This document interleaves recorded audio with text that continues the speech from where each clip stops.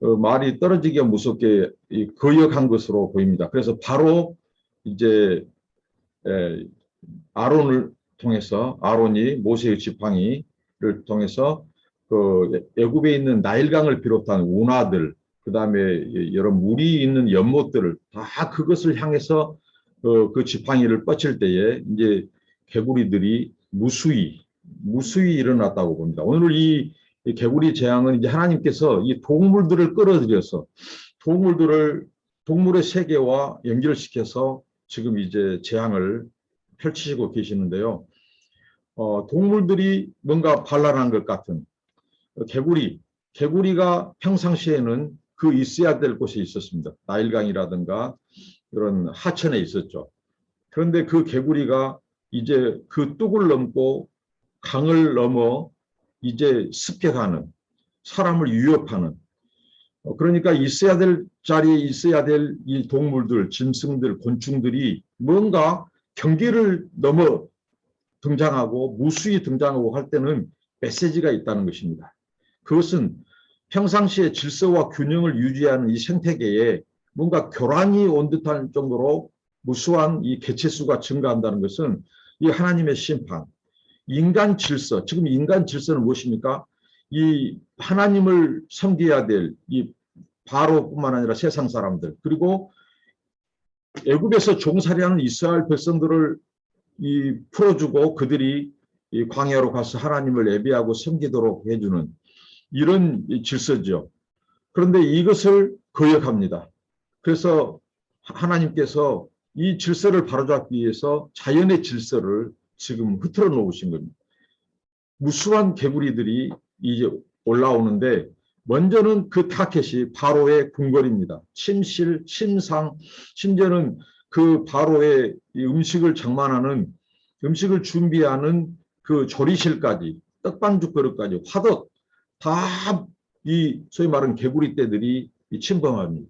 득실득실 우글우글 바글바글 여러분 상상이 되십니까? 그 개구리 떼들이 기어 올랐다고 표현합니다.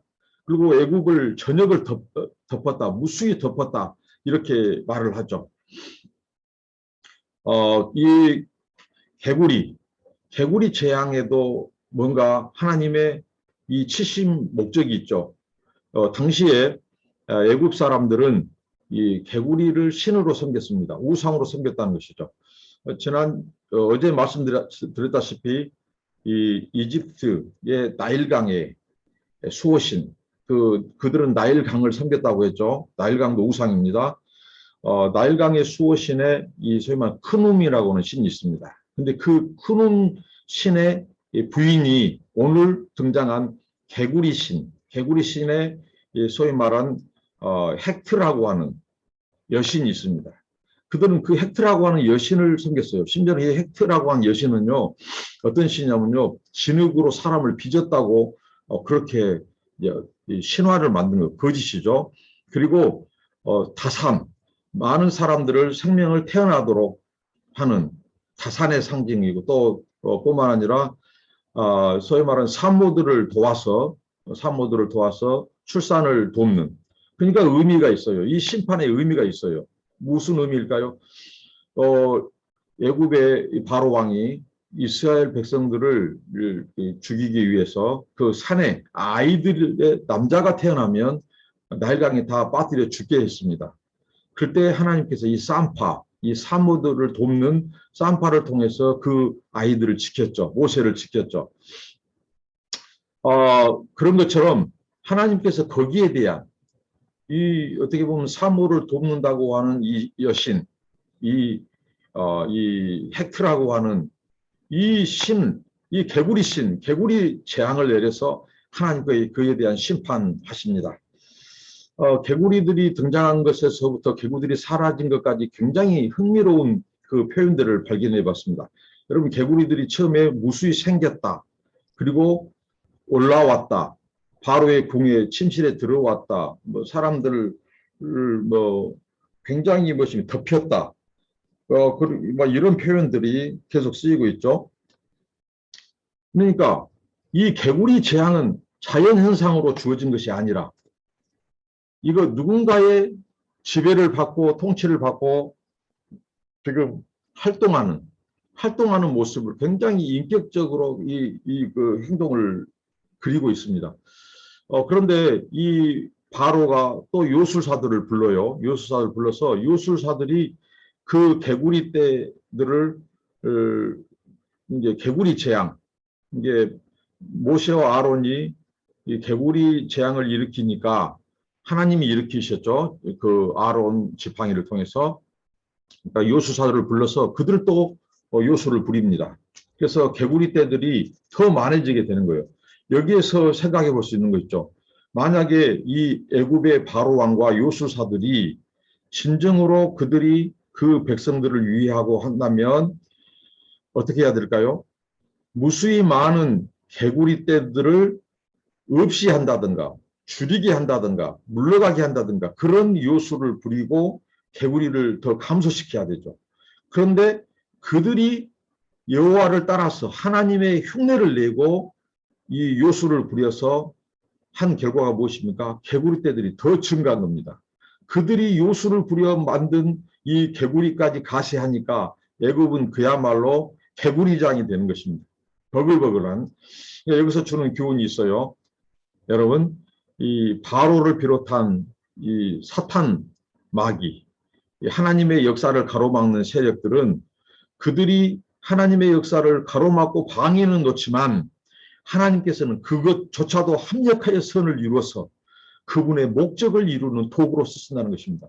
그러니까 여러분, 하나님께서 우리 가운데 고난과 역경을 허락하실 때 그런 고난과 역경은 더 우리로 하여금 하나님의 뜻을 이루게 하고 목적을 이루게 하고 또 우리로 하여금 하나님의 영광을 보게 하는 수단과 도구로 바꾸신다는 것입니다. 그래서 우리의 기도가 필요하고 그래서 우리가 하나님을 의지해야 됩니다. 하나님은 합력하여 선을 이루신 분이십니다. 그들의 요술을 아마 눈속임으로 볼 수 있습니다. 개구리들이 많이 등장할 때 그들이 바로의 눈을 속여서 그들도 마치 개구리를 만들어내는 것처럼 눈속임을 볼 수 있습니다. 그러나 마귀는 얼마든지 개구리를 그 순간 개구리를 또한 출현시킬 수 있는, 만들 수 있는 능력을 가진 것입니다. 그래서 이 기적도 좋지만 하나님 보지 않고 믿는 것이 더 복되도다고 말합니다. 기적신앙의 위험은요, 때로는 마귀도 하나님을 흉내내서 일시적으로 막 기적을 보일 수 있습니다. 그때 사람이 넘어갑니다. 그러니까 말씀을 믿고 하나님의 약속을 믿고 보지 않고 믿는 것이 복 있는 것입니다. 그리고 오늘 또 여기서 생각해 볼 수 있는 것은 이러한 개구리 재앙이 과연 자연적인 현상이냐는 것입니다. 이것은 철저히 이 말씀을 통해서 개구리 재앙은 자연적인 현상이 아니라 하나님께서 무수히 이 개구리 떼들을 생기게 하고 보내서 하나님이 내리신 재앙과 심판이라고 하는 것입니다. 이 몇 마리 정도는 여러분 개구리가 귀여울 수도 있습니다. 그런데 그 개구리가 땅을 덮을 정도로 바로의 그 궁궐과 신하들, 그 백성들의 이 집들의 모든 것을 덮을 정도로 바글바글하니 얼마나 이 귀찮은 존재, 지긋지긋했을 것입니다. 개구리가 그들의 이 삶이 될 수가 없어요. 그러니까 바로도 예외가 아닙니다. 하나님께서 바로의 궁을 먼저 치셨습니다. 그러니까 이 속수무책 앞에, 이 개구리 재앙의 속수무책 앞에 이제 바로가 서서히 여호와를 인정합니다. 10절이죠. 여호와를 인정하기 시작합니다. 그래서 이 바로가 아론과 모세를 불러서 제발 이것 좀 어떻게 좀 해주라. 처리 좀 하게 해라. 물러가게 해주라. 자기가 지금 이 손을 들고 있죠. 그러면서 약속을 합니다. 그러면 너희가 말한 대로 이스라엘 백성 보내겠다. 그래서 그 백성들로 하여금 하나님을 섬기도록 그렇게 하겠다는 것입니다. 그러니까 이 모세가 뭐라고 합니까? 좋습니다. 그럼 우리가 하나님 앞에 그것을 기도하겠습니다. 그러니까 이 언제 왕이시여 언제 이 개구리 떼들이 물러가기를 원하냐고 시간을 말해봐라고. 그러면 정확히 하나님께서 그 시간을 맞춰서 하나님이 살아계심을 보여주실 거라고. 그래서 바로가 그럼 좋다. 매일 개구리 떼들이 물러가게 해주라고 합니다. 그럴 때 하나님께 모세와 아론은 돌아옵니다. 모세가 하나님께 기도합니다. 여러분, 여기서 우리가 배울 수 있는 모세의 태도, 기도입니다. 여러분, 이미 하나님께서 말씀하셨고 하나님께서 그렇게 표적이 되게 하셨고 지팡이를 사용하셨고 분명히 하나님께서 그 모든 것을 계획대로 진행시키십니다. 시간도 맞추실 것입니다. 그런데 모세는 기도했습니다. 하나님께 아뢰었습니다. 하나님이 그렇게 하겠다고 약속하시고 그 다음 날이 되었습니다. 정확히 그 다음 날 바로가 원하는 대로 원하는 시간대에 개구리들이 물러가는 것입니다. 여러분, 개구리를 출현시킨 하나님, 출동시킨 하나님, 개구리 떼들을 통제하시고 통치하신 하나님이 개구리 떼들을 물러가게 하신 것입니다. 우리가 알지 못한, 우리가 보이지 못한 천사들을 동원해서 하나님은 명령하셨을 것입니다. 개구리 떼들을 진두지휘하신 하나님, 분명히 천사들을 통해서 하나님께서 이 애굽의 하천에 있는 나일강에 있는 모든 개구리 떼들은 다 출동하라. 하나님께서 그렇게 명령하셨을 것입니다. 근데 없는 개구리 떼들까지 무수히 생기게 하셨습니다. 그 개체수가 엄청났습니다. 뭉클뭉클하고 이 얼마나 그 끈적끈적하고 지긋지긋할 정도로 귀찮을 정도로 개구리 떼들이 신발을 신을 수 없도록 미끄러져 넘어질 정도로 물컹물컹한 그 개구리 떼들이 그들을 괴롭혔습니다. 그들의 신입니다. 그들의 수호신이 속수무책입니다. 이것이 개구리 재앙입니다. 자연현상이 아니라는 것. 이것은 하나님의 보내신 재앙이라는 것. 그래서 바로가 인정하죠. 여호와께 기도해라. 여호와께 물러달라고 해라. 자기의 세 가지 한계를 인정합니다. 자기는 이것을 개구리를 처치할 수 없다. 그리고 자기 이 요술사들도 박사들도 이것을 해결할 수 없다. 당신이 믿는 모세와 아론, 당신들은 이것을 해결할 수 있다. 당신이 믿는 하나님, 그 히브리 민족의 하나님이 이것을 없앨 수 있다. 자신의 한계를 인정합니다. 그리고 내보내겠다고 합니다. 이거 어떻게 보면 거짓이죠. 그 순간만 모면하는 이 바로의 모습을 봅니다. 그때 이제 다시 지팡이를 펴매 개구리 떼들이 다 돌아갑니다. 그런데 재밌는 단서를 달아요. 모세가 뭡니까? 이 개구리 떼들이 나일강에만 있게 하겠다. 그러니까 언제든지 물러갔다가도 하나님이 명령하시면 이 개구리 떼는 다시 동원될 수 있다. 경고입니다. 하나님은 마음껏 이 동물들을 동원하시기도 하고 없애기도 하시는 그 하나님. 그 하나님의 주권을 말씀한 겁니다. 여러분, 요즘 코로나, 여러분, 우리가 알죠? 코로나. 우리가 원치 않은 코로나의 등장. 우리는 이 코로나를 우한 코로나라고 합니다. 분명히 이 코로나가 등장했을 때에 이 우한 시장에서 그 등장한 것으로 WHO 조사도 그렇고 그렇게 보는 것이 저는 타당하다고 봅니다. 왜 그러냐면 이것이 바로 대자연의 반격입니다. 여러분, 무수히 중국의 이 우한 시장은 무수히 많은 이 생태계에 힘없는 동물들이 사람들의 식용을 위해서 또 그것을 먹으면 장수한다고 하는 잘못된 미신을 통해서 특히 박쥐들이 순환을 당했습니다. 수많은 박쥐들이 탕으로 튀김으로 인간들의 그 먹거리가 되었고 그랬습니다. 그리고 천상갑, 여러분 아십니까? 천상갑이라고 하는 이 지상에서 가장 온순한 동물 천상갑이 순환을 당했습니다. 그 껍질을 벗기고 그 천상갑의 그 껍질이 장수하게 하는 것이라고 해서 부적처럼 믿고 미신이죠, 미신. 그것을 껍질을 벗겼습니다. 산 동물을 마취도 안 시키고 껍질을 벗겨 죽였습니다. 그리고 그 고기는 식용으로 먹었습니다. 튀겨서 먹고 볶아서 먹고 하나님께서 보고 계셨습니다. 이 자연, 이 만물들이 못 살겠다고 탄식한 것이 저는 우한 바이러스의 출현이라고 합니다. 이 천상갑의 숙주, 그리고 이 천상갑의 몸에 있는 숙주, 그리고 박쥐의 숙주와 이 코로나 바이러스가 99% 거의 100% 일치했습니다. 그러니까 하나님께서 인간들의 이 탐욕, 자연 생태계를 괴롭히는 것에 대한 자연의 반격, 그래서 그들이 바로 그 몸에서 코로나가 생겨서 인간들을 괴롭힌 것입니다. 뭐 실험실에서 이것을 유출했네, 뭐 이런 여러 가지 설이 있습니다만 저는 하나님의 심판 차원에서 볼 때 이 우한 시장의 이 코로나 바이러스 이렇게 봅니다. 그래서 저는 코비드19라고 하기보다도 코비드19라는 말은 중국이 자기들의 나라에서 출현한 우한에서 발생한 이 코로나를 희석시키기 위해서 만든 용어가 코비드19입니다. 그래서 저는 우한 코로나, 줄여서 코로나라고 합니다.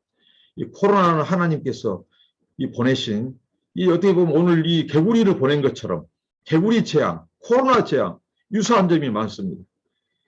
하나님께서 이 자연 질서를 순간 흐트러 놓아서 인간들을 위협하는 코로나, 인간들을 위협한 이 바로를 위협한 이집트 사람들을 위협한 이 개구리 재앙 무엇입니까? 바로 하나님 이걸 깨닫게 하기 위하여 자연의 질서, 균형을 잠시 깨고 그것들을 통해서 하나님이 강력한 메시지를 보내고 있습니다. 그러나 이 바로는 순간 모면하기 위해서 보내겠다. 하나님께 처치해 달라고 해라. 근데 그렇게 했습니다. 근데 바로가 듣지 않아요. 다시 완악해집니다.